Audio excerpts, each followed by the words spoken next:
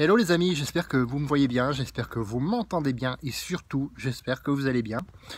Aujourd'hui on va parler de quelque chose qui est mal vu, surtout en France. On va parler d'échecs. Tu sais, j'aime bien parler d'échecs parce que ça fait partie du jeu, ça fait partie du game comme on le dit, comme disent les jeunes aujourd'hui.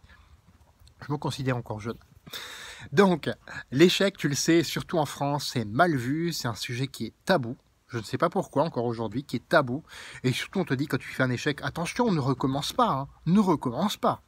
Alors que si, justement, on le verra plus tard, quand tu as des échecs, et si c'est quelque chose qui est important pour toi, tu peux recommencer. Tu as le droit et tu as même, j'allais dire, le devoir de recommencer si c'est important pour toi.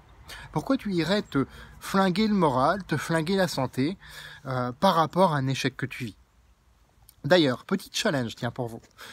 Dites-moi en commentaire si vous avez déjà connu des échecs et dites-moi lesquels. Lesquels. On va voir aussi que l'échec, ce n'est pas vraiment une fin brutale, c'est pas une fatalité. C'est pas quelque chose où tu te dis ah j'ai échoué, j'arrête, je suis nul. Ça n'existe pas. Henry Ford lui-même le disait, l'échec n'est qu'une occasion de recommencer de manière plus intelligente. L'échec n'est qu'une occasion de recommencer de manière plus intelligente. Donc pourquoi, toi, tu n'aurais pas le droit de recommencer de manière plus intelligente? Le seul véritable échec, et encore, on va le voir, le seul véritable échec, c'est de dire j'abandonne. J'abandonne tout, je ne fais plus rien, je ne suis plus rien, et je ne vaux plus rien.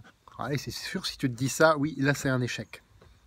Et là encore, quand tu es sur un projet qui peut-être te nourrissait au début, peut-être tu te disais ce projet-là il est pour moi. Ça a été le cas pour moi par exemple pour la comptabilité.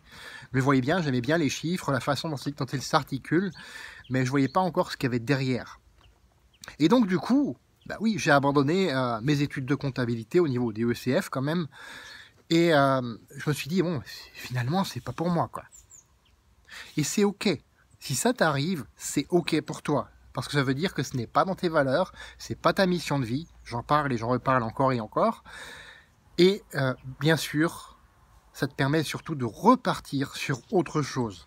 Repartir sur autre chose, peut-être qui te correspond mieux. Peut-être que c'est la vente, peut-être que c'est au niveau du commerce, du marketing, peut-être que c'est au niveau de l'associatif, au niveau de la contribution à autrui. Peu importe ce que c'est, du moment que ça te parle à toi. Du moment que ça te parle à toi. C'est ça qui est le plus important. Autrement, si c'est quelque chose qui te correspond et si tu vis un échec, encore une fois, apprends à nouveau, applique, rectifie, et échoue encore, recommence, réapprends, réapplique et évolue dans le processus, parce que ça fait, comme je te le disais, ça fait partie du processus. Et tu dois apprendre à aimer ce processus. Si tu n'aimes pas le processus, tu ne feras rien, qu'on soit clair. Tu peux échouer et je connais énormément de personnes, bien plus de personnes qui ont réussi du premier coup, bien plus de personnes qui échouent plusieurs fois sur le chemin. Donc tu échoueras probablement plusieurs fois sur le chemin. Rappelle-toi à ce moment-là que tu as un destin à construire, que tu as une mission sur cette terre et que c'est cette mission que tu dois construire. Tu peux de temps en temps aussi procrastiner et te dire tiens, je procrastine, soit parce que tu as peur du rejet, du regard des autres, de l'échec, ou même du succès, de te dire oh, je vais devenir un méchant si je réussis, je vais être un petit peu comme tous ces salauds de riches.